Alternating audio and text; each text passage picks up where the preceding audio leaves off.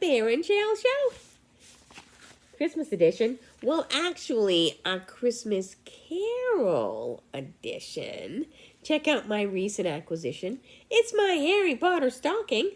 How nice is that, man? I don't know. I bought that at the, not London Drugs, Shoppers Drug Mart.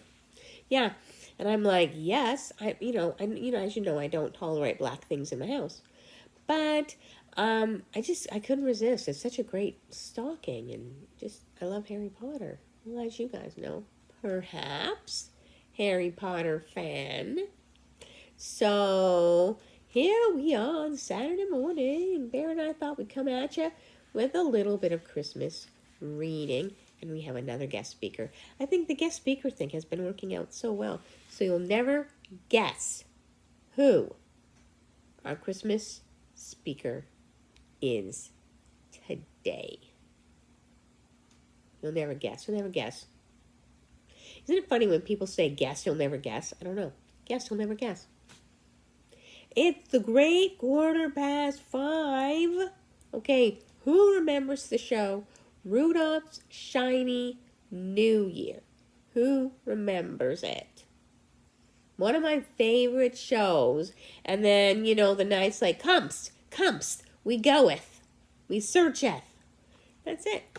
So, and then when, Rudolph is lost in the sands of time, because of course the new baby New Year, everybody was being mean to him, so he ran away. And so he was tasked with finding the new baby New Year, because if he didn't find the new baby New Year, the old year would continue forever. And then there was this evil sort of buzzardy kind of character called Eon, which is 1,000 years, and his Eon was about up, which would mean he would die, and then he didn't want to die, which is why he stole the new baby New Year in the first place. So then they're trying to do that, and so the wonderful Father Time actually sent the great 5:15 to help them. His name is Court for short. 5:15. Okay, hang on. He's a camel. Great 5:15. Hello. He's very regal, everybody. See? Camel. He's very regal. But he has agreed to come on and actually say hello to us. You may call me Court for short. Thank you. You don't even know the people, Court. Well, it's lovely to be on your show, I must say. I don't get out as much as I used to. Well, we loved you in the show, and thank you so much for helping Rudolph get across the sands of time. So, would you enjoy staying with us, hopefully listening to a little bit of a Christmas carol? It would be my pleasure. I would be so delighted to do that. Well, thank you very much. And baby is with us today. He's just a little bit tired. So I just said he could rest it up a bit. Because, he's been working pretty hard. Because you may or may not know, I did my first week of the double class. 2 classes, people. And so did my wonderful bear. So he's a bit bushed these days, So I said, take it easy. And he loves just listening to stories. So that's where he is right now. But we do have our wonderful Court to join us. Okay, there he is. And so that's the plan on this, Saturday morning. So we're going to try and pick up where we left off, which I think is with the men in Scrooge's office. So let's see. Yes, I think it was bowed to him. So we're going to start from there. Scrooge and Marley's, I believe, said one of the gentlemen, referring to his list. Have I the pleasure of addressing Mr. Scrooge or Mr. Marley? Mr. Marley has been dead these 7 years, Scrooge replied. He died 7 years ago this very night. We have no doubt his liberality is well represented by his surviving partner, said the gentleman, presenting his credentials. Oh, I'm just moving that over the way in case I need to get a drink, because I do have this dry mouth situation, which is not enjoyable when you're a speaker at all. So, here we are. So, where were we? Okay. It certainly was, for the two had been kindred spirits. At the ominous word liberality, Scrooge frowned, shook his head, and handed the credentials back. At this festive season of the year, Mr. Scrooge, said the gentleman, taking up his pen, it is more than usually desirable that we should make some slight provision for the poor and destitute who suffer greatly at the present time. Many thousands are in want of common necessaries. Hundreds of thousands are in want of common comforts, sir. Are there no prisons? asked Scrooge. Plenty of prisons, said gentleman, laying the pen down again. And the union workhouses, demanded Scrooge. Are they still in operation? They are, still, returned the gentleman. I wish I could say they were not. The treadmill and the poor law are full vigor, then, said Scrooge. Yes, both very busy. Oh, well, I was afraid from what you said at first that something had occurred to stop them in their useful course, said Scrooge. I'm very glad to hear it. Under the impression that they scarcely furnish Christian cheer of mind or body to the multitude, returned the gentleman, a few of us are endeavoring to raise a fund to buy the poor some meat and drink, means of warmth. We chose this time because it is a time above all others where want is keenly felt and abundance rejoices.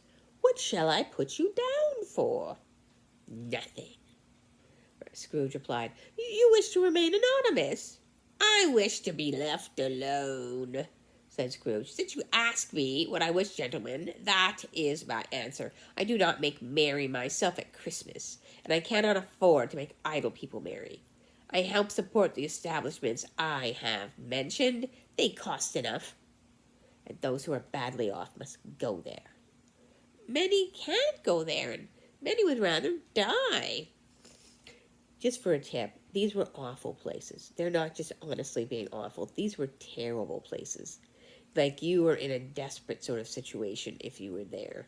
They were mean to you. They worked you to the bone. They barely gave you money. You were almost dying anyway, even if you were going there. So many of them just didn't want to do that, as you can well imagine. It's not like nowadays. If they would rather die, said Scrooge, they'd better do it and decrease the surplus population. Besides, excuse me, I don't know that. But you might know it, observed the gentleman. It's not my business, Scrooge returned. It's enough for a man to understand his own business and not interfere with other people's. Mine occupies me constantly. Good afternoon, gentlemen. Seeing clearly that it would be useless to pursue their point, the gentleman withdrew. Scrooge returned to his labors with an improved opinion of himself and in a more facetious temper than was usual with him. Meanwhile, the fog and the darkness thickened, so that people ran about with flaring links, proffering their services to go before horses and carriages and conduct them on their way.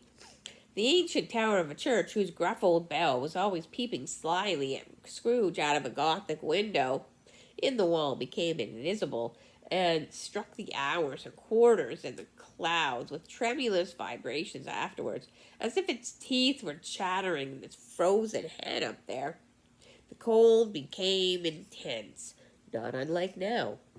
In the main street, at the corner of the court, some laborers were repairing the gas pipes, and had lighted a great fire in the brazier, round which a party of ragged men and boys were gathered, warming their hands and winking their eyes before the blaze in rapture. And having been cold myself many and many a day, I know what that felt like. The water plug being left in solitude, its overflowing sullenly congealed and turned to misanthropic ice. The brightness of the shop, where holly sprigs and berries crackled in the lamp heat of the windows, made pale faces ruddy as they passed. Poulterers and grocers' trades became a splendid joke, a glorious pageant with which it was next to impossible to believe that such dull principles as bargain and sale had anything to do. The Lord Mayor, in the mighty stronghold of the mansion house, gave orders to his 50 cooks and butlers to keep Christmas as the Lord Mayor's household should. And even the little tailor, whom he'd fined 5 shillings on the previous Monday for being drunk and bloodthirsty in the streets, stirred up tomorrow's pudding in his garret, while his lean wife and the baby sallied out to buy the beef. Foggier yet, and colder, again, like now. Piercing, searching, biting cold. If the good St. Dunstan had but nipped the evil spirit's nose with the touch of such weather as that, instead of using his familiar weapons, then indeed he would have roared to lusty purpose.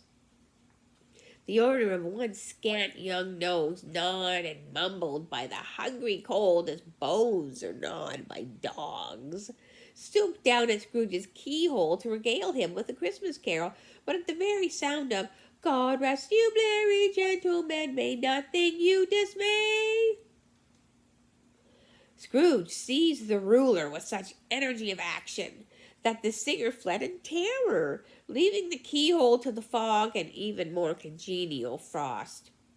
At the length of the hour of shutting up the counting-house, well, it arrived. With an ill will, Scrooge dismounted from his stool and tacitly admitted it to the fact to the expectant clerk in the tank, who was instantly snuffed his candle out and put on his hat. "You'll want all day tomorrow, I suppose." Well, such is the nature of live show, people. So, anyway, yeah, I'm trying to get my drink here. Live show. So, okay, we're going to go back to it. "You'll want all day tomorrow, I suppose," said Scrooge. "If quite convenient, sir." "Well, it's not convenient," said Scrooge, "and it's not fair. If I was to stop you 1/2 crown for it, you'd think yourself ill-used, I'd be bound." The clerk smiled faintly. "And yet," said Scrooge, "you don't think me ill-used when I pay a day's wages for no work." The clerk observed it was only once a year. "Poor excuse for picking a man's pocket every 25th of December," said Scrooge, buttoning his greatcoat to the chin. "But I suppose you must have the whole day. Be here all the earlier next morning." The clerk promised that he would. I changed it. Clerk. And Scrooge walked out with a growl. The office was closed in a twinkling, and the clerk, with the long ends of his white comforter dangling below his waist, for he boasted no greatcoat, went down on a slide on Cornhill at the end of Elena Boys 20 times in honor of it being Christmas Eve, and then ran home to Camden Town as hard as he could pelt to play at blind man's bluff. Now, both of those were kind of games. So it was just like back in the day, they used to have ice slides, down a hill if it was icy, or down a road. It was pretty dangerous, really. But that's what they used to do. And then Blind Man Bluff is this weird game where they would actually tie a handkerchief around someone's eyes so they couldn't see, and then the person would chase people around the house. As I said, there was no Wi-Fi, so that was fun for them. Scrooge took his melancholy dinner in his usual melancholy tavern, and having read all the newspapers, beguiled the rest of the evening with his banker's book, went home to bed. He lived in chambers which once belonged to his deceased partner. They were a gloomy suite of rooms in a lowering pile building, up a yard, where it had so little business to be that one scarcely could help fancying it must have run there, as, when it was a young house, playing at hide-and-seek with the other houses and forgotten the way out again. It was old enough now and dreary enough for no one lived in it but Scrooge, the other rooms being all let out as offices. The yard was so dark that even Scrooge, who knew its every stone, was fain to grope with his hands. The fog and frost were so hung about the black old gateway of the house that it seemed as if the genius of weather was in mournful meditation on its threshold. Now, it is a fact that there was nothing particularly interesting about the knocker on the door, except that it was very large. Have you ever seen those? And then you can bang them. It's in the older houses have these knockers. Now we just knock on the door, but before things were a lot more decorated and ornate and fancy. So they would have special door knockers that you could actually use. It was also a fact that Scrooge had seen it night and morning during his whole residence in that place. Also, that Scrooge had as little as what was called fancy, or maybe whimsy, about him as any man in the city of London, even including, which is a bold word, the corporation, the aldermen, and the livery. Let it alone be borne in mind that Scrooge had not bestowed one thought upon Marley since his last mention of his 7 years dead partner that afternoon.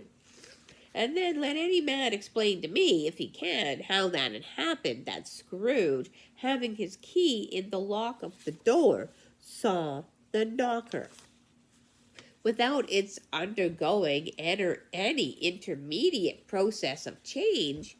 And it was not a knocker. It was Marley's face. So you can imagine, Marley's face was on the knocker. Very scary, right? Marley's face.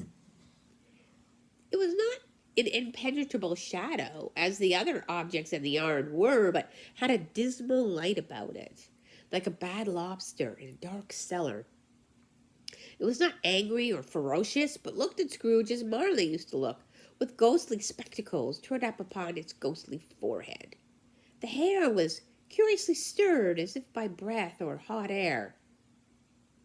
And though the eyes were wide and open, they were perfectly motionless, and that in its livid color made it horrible. But its horror seemed to be in spite of its face and beyond its control rather than part of its own expression, because, as we can well imagine, where he's coming from. Right. The dank and dark place, the bad, evil place down from below, the down below place, if you know what I mean. As Scrooge looked fixedly at this phenomenon, it was a knocker again.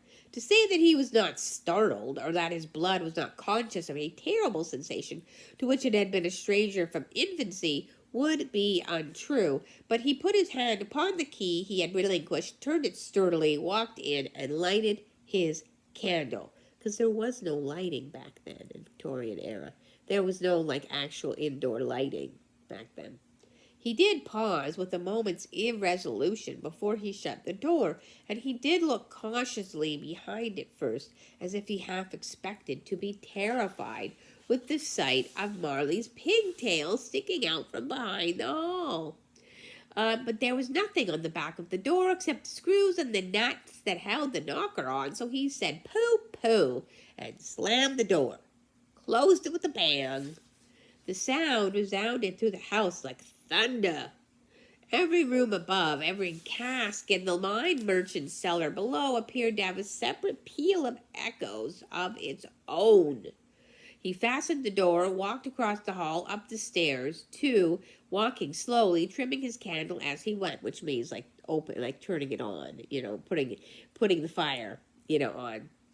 You may talk vaguely about driving a coach and six up a good old flight of stairs, or through a bad young Act of Parliament, but I mean to say you might have gotten a hearse up that staircase and taken it broadwise with the splinter bar towards the wall and the door towards the balustrades and done it easy. Yeah, we would not know that today, but they would have known that back then.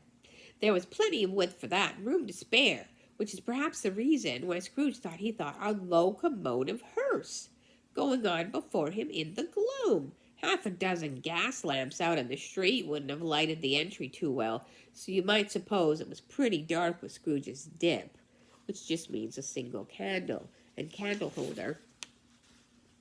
Up Scrooge went, not caring a button for the darkness. Darkness is cheap, and he liked it. But before he shut his heavy door, he walked through his rooms to see all was all right. He had just enough recollection of the face to desire to do that. Sitting room, bedroom, lumber room, always as they should be. Nobody under the table, nobody under the sofa, a small fire in the grate, spoon and basin ready, and the little saucepan of gruel, just a bit like oatmeal, I think, cream of wheat. Scrooge had a cold in his head upon the knob. Nobody under the bed, nobody in the closet, nobody in his dressing gown, which was hanging up in a suspicious attitude against the wall. Lumber room as usual. Old fire guards, old shoes, 2 fish baskets, washing stand on 3 legs, and a poker, of course, for the fire. Quite satisfied, he closed his door, locked himself in, double locked himself in, which was not his custom. Then, secured against surprise, he took off his cravat, put on his dressing gown and slippers, it was kind of like a housecoat, and his nightcap because it was bitterly cold, and sat down before the fire to take his gruel. It was a very low fire indeed, nothing on such a bitter night. He was obliged to sit close to it and brood over it before he could extract the least sensation of warmth from such a handful of fuel, because of course Scrooge was a miser. The fireplace was an old one, built by some Dutch merchant long ago, and paved all around with quaint Dutch tiles designed to illustrate the scriptures. Oh, hang on, wait a minute. Baby, are you awake?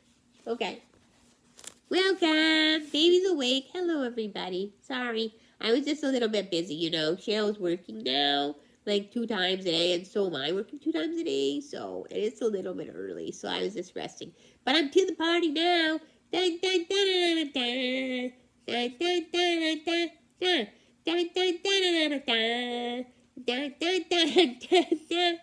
Thank you, baby, for the musical interlude. I'm sure we appreciated it.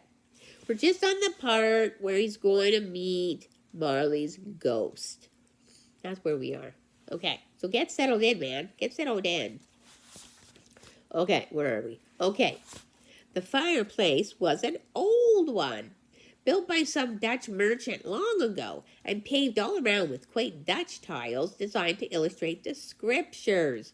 There were Cains and Abels, Pharaoh's daughters, queens of Sheba, angelic messengers descending through the air in clouds like feather beds, Abrahams, Balthazars, apostles putting off to sea in butter boats, hundreds of figures to attract his thoughts, and yet that face of Marley, 7 years dead, came like the ancient prophet's rod, I think he's talking about Moses, and swallowed up the whole.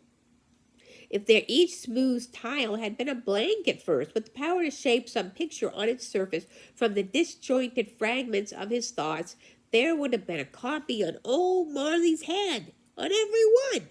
So imagine Marley's face actually became on the tiles instead of all the other Christian figures that were just there.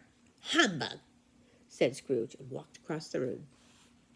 After several turns, he did sit down again, and he threw his head back in his chair. His glance appeared to rest upon a bell, because that's the way they used to get, attention of people. They used to use bells, like in the great manor houses. If anybody remembers Downton Abbey, they used to use a bell system. A disused bell that hung in the room and communicated from some purpose now forgotten with the chamber in the highest story of the building. It was with great astonishment. Let's see. Oh my goodness. I wonder if we should keep reading the whole thing. Yeah, I think we might actually, maybe we will. And with strange, inexplicable dread that he looked and saw that this bell began to swing. It swung so softly in the outset that it scarcely made a sound, but soon it rang out loudly. Ding dong, ding dong, ding dong. And so did every bell in the house. That might have lasted only a half a minute or a minute, but it seemed like an hour. The bells ceased as soon as they had begun. Altogether, they were succeeded by a clanking noise, a scraping, clanking noise. Deep down below, crash, bang, bang, crash, as if some person were dragging a heavy chain over the casks in the wine merchant's cellar. Scrooge then remembered to have heard that ghosts in haunted houses were described as dragging chains. The cellar door flew open. Bang! And then he heard the noise much louder on the floors below. Then coming up the stairs, then coming straight toward his door. "Is humbug still," said Scrooge. "I won't believe it." His color changed, though, when without a pause it came right through the heavy door and passed into the room right before his eyes. Upon his coming in, the dying flame leaped up as though it cried, "I know him! I know him! Marley's ghost!" and fell again. I think we're going to stop it there today, people, because we're already at 26 minutes, and I don't want to make this too long a video. So, welcome. And if you join me again, we're going to talk about Marley's ghost. So have a beautiful, wonderful Saturday morning.